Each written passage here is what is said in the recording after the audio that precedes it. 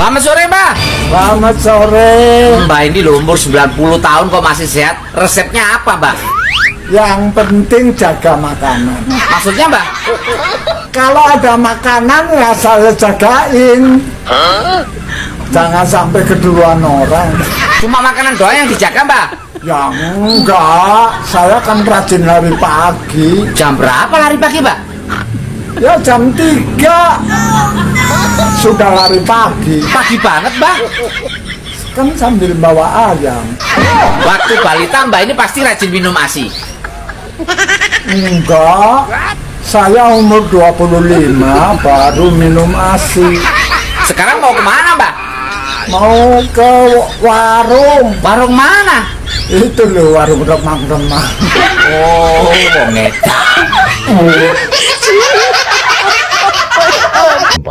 Bukunya sudah dicetak. Ini membuat rakyat tertawa gitu tentang konsistensi tokoh bangsa selevel presiden ke-6 kita Bapak SBY. Apalagi kalau kita lihat bagaimana seorang AHY berkali-kali mengkritisi pemerintahan Presiden Jokowi dengan sangat-sangat keras. Benar. Sekarang masuk di pemerintahan. Itulah politik. Tidak ada abadi yang terjadi di perpolitikan. Yang abadi adalah kepentingan. Esok dele sore tempe. Bisa berubah-berubah. Ya intine ya guys ya. Intine gue haus jabatan ya guys. Jelas mbok gue. Gue temennya siji gue sampel ya guys ya. Kalau tidak ada buku ini, tidak mungkin Roy Panci CS berani membuat dan mengeluarkan buku tentang Pak Jokowi dan Mas Wapres Gibran. Soalnya apa? Yang wong genah. Bose kayak gue berarti aman. Tapi intinya ya guys ya, intinya gara-gara apa guys? Pengen apa guys? Ya pengen jabatan guys. Walah kadrun. Gue delang bok delang. Halo, selamat datang di channel Jurnal Radio. Setelah AHY dilantik, buku cawe-cawe Jokowi karya SBY dirujak netizen. Dulu hujat, kini munafik yang tak tahu malu demi raih kursi kekuasaan. Ditulis oleh tim redaksi Jurnal dari berbagai sumber. Buku cawe-cawe Presiden Jokowi karya SBY ramaikan sosmed kala pelantikan AHY sebagai Menteri ATR oleh Presiden Joko Widodo Rabu 21 Februari 2023. Posisi AHY sebagai Menteri Agraria dan Tata Ruang atau Badan Pertanahan Negara tersebut menggantikan posisi Hadi Cahyanto, sedangkan Hadi menggantikan posisi Mahfud MD sebagai Menko Polhukam. Pada hari yang sama, media sosial ramai beredar buku karangan dari mantan Presiden RI, Susilo Bambang Yudhoyono, yang berjudul Pilpres 2024 dan Cawe-Cawe Presiden Jokowi, The President Can Do No Wrong. Postingan buku SBY di media sosial itu pun mendapat respon dari netizen yang mengatakan bahwa saat buku itu ditulis masih pada posisi sebagai oposisi. Selain itu juga ada yang menuliskan bahwa buku itu merupakan curhatannya SBY mengenai Jokowi dalam bentuk surat terbuka yang dibukukan. Tapi ada pula yang menyebut jika SBY ini sebelumnya memprotes cawe-cawe Pilpres Presiden lewat buku. SBY memprotes majunya Gibran sebagai cawapres. Tapi akhirnya anaknya malah jadi Menteri Jokowi yang ikut cawe-cawe meloloskan Gibran menjadi cawapres. Dan semua urusan negara hanya diisi oleh politisi yang memang hanya mengincar jabatan dan lahan basah. Bukan untuk bekerja demi bangsa dan negara. Bukan demi memajukan bangsa ini. Semua hanya demi kepentingan sesaat yang pada akhirnya akan rapuh. Negara bisa rapuh hanya karena gaya berpolitik yang dilandasi kemunafikan dan culas tanpa malu-malu. Bagaimana menurut Anda? Menurut Nyong ya guys ya wagu ya guys. Wagunya apa guys? Presiden guys ya, presiden ke-6 bisa-bisanya ya guys ya blunder.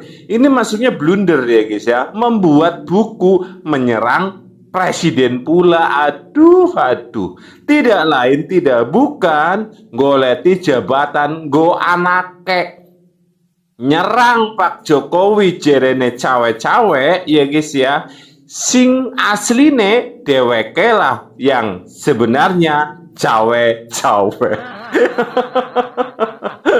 Lah orang cawe-cawe kepriwe ya guys ya. Nyerang Pak Jokowi cawe-cawe, giliran di wai jabatan kicap ya guys. Ya sama dengan sekarang ya, para kadrun anak buahnya ya guys ya, sampai anggota DPR dikerahkan untuk menghujat dan menyerang Pak Jokowi. Ya tidak lain tidak bukan, sudah dijelaskan, ora seneng maring Mas Wapres Gibran.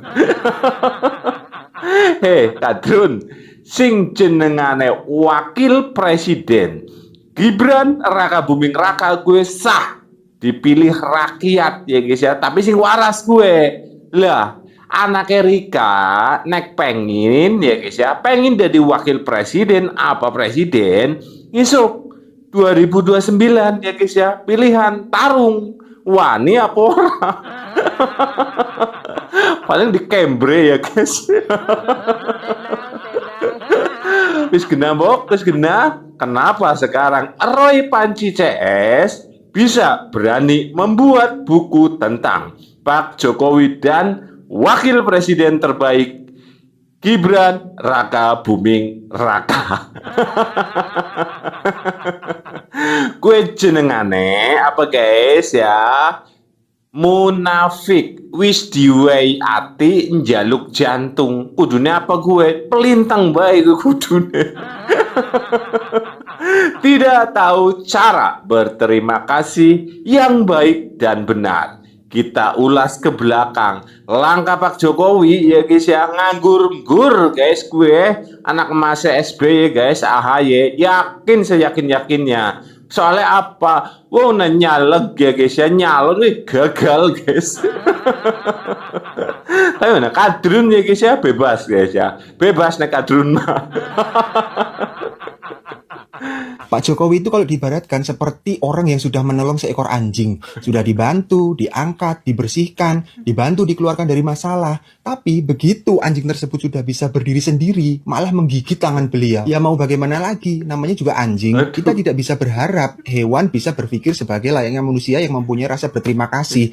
Namanya juga anjing, ya memang sifatnya kan seperti itu. Dan ini sebenarnya nasihat untuk kita semua ya. Ketika kita menolong orang dengan bermental anjing, maka kita harus siap untuk digigit balik. Ketika kebaikan kita berubah menjadi hinaan, ketika ketulusan kita berubah jadi merendahkan, dan ketika orang yang kita tolong berubah jadi menyerang kita, maka kita harus siap dengan konsekuensi itu. Tapi hebatnya Pak Jokowi, beliau tidak teriak, beliau tidak membalas, tidak membuat drama apapun. Digigit pun beliau hanya berlalu sambil tersenyum. Di situ kita bisa melihat siapa yang benar-benar manusia dan siapa yang bertingkah seperti anjing yang baru dilepaskan dari jebakan. Telak gue guys ya, telak gue jenengannya ya guys. Tapi menurut saya ya guys ya, malah lebih mulia anjing guys. Soalnya apa? Asu ya guys ya, anjing alias asu. Nangkanya kan asu jenengannya ya guys ya. Oke, kita kasih makan, kita rawat 3 hari.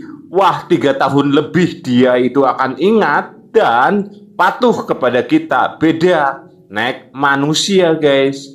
Kalau sudah ya intinya tidak ada jabatan, tidak ada kuasa, yang mau ngapa dibela, ya sekarang dihujat, diserang. Itulah kenapa saya bilang lebih mulia anjing.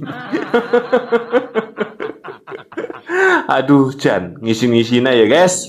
Belakangan ini, kader-kader dari sebuah partai yang rumah besarnya dipimpin oleh AHY mulai bermain api, menyenggol Pak Jokowi dengan isu yang sudah basi.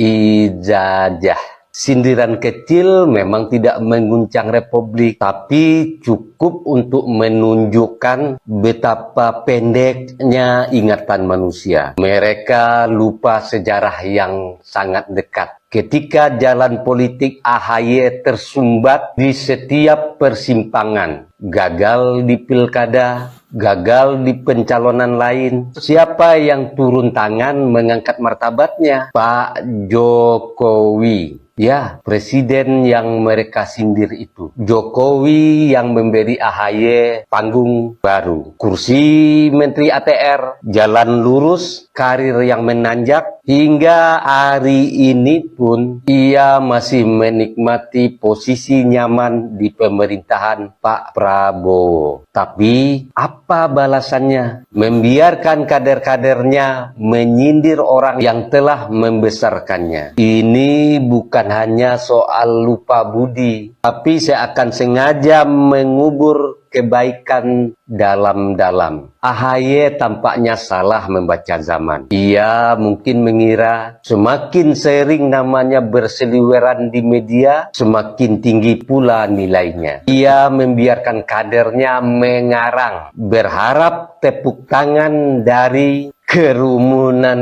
bising dunia maya. Padahal tepuk tangan seperti itu hanya datang dari orang-orang yang berkualitas sama, keras tapi kosong isi. Sementara itu orang baik memilih diam, tidak banyak bicara tapi bekerja. Dan orang-orang seperti itu meski tak berkoar tapi lebih dihormati sejarah.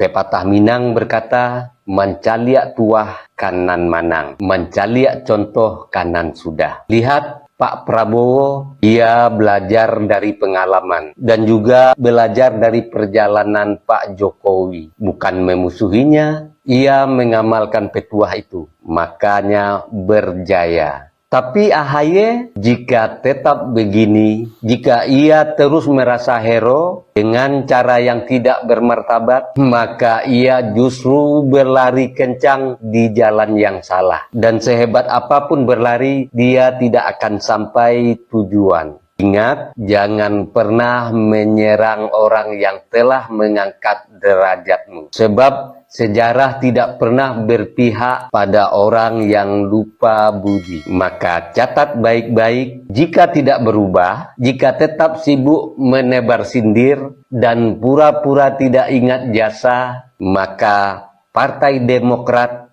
menunggu nasibnya di 2029 melorot dan dilupakan. Dan itu pasti akan terjadi, ya guys. Orang percaya gak dititeni beng isuk, ya guys.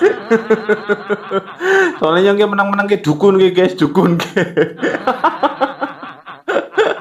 Sudah saya katakan ya guys ya, jangan melawan orang baik. Apalagi orang baik itu adalah Pak Jokowi. Pak Jokowi pelakon ya guys ya, lakon. Jadi kalau lakon, kalau orang baik ya guys ya harus dirangkul, jangan dimusuhi. Betul nggak? Kalau nggak percaya, nih tanya sendiri sama Yusuf Wanandi. Si Jokowi itu lu harus jadikan teman. Lu jadikan dia lawan, modal sendiri lu kan.